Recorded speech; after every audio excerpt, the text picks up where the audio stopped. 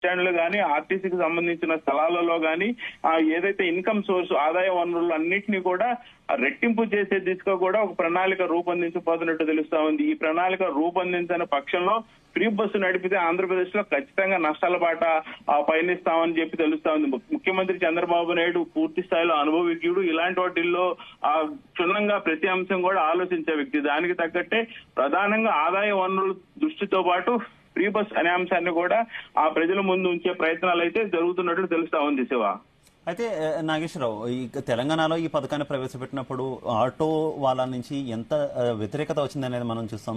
So ఆ వ్యతిరేకత రాకుండా ఉండేందుకు ఏ రకమైనటువంటి చర్యలు తీసుకోబోతున్నారు అనుకోవాలి. ఖచ్చితంగా కూడా ఏ రకంగా చూసినా కూడా కొంత వారి నుంచి అయితే వ్యతిరేకత వస్తుంది కదా. ప్రధానంగా ఆంధ్రప్రదేశ్లో ఉన్న ప్రతి చిన్న పట్టణాల్లో కూడా ఆటోల సంఖ్య విపరీతంగా ఉంటుంది కదా.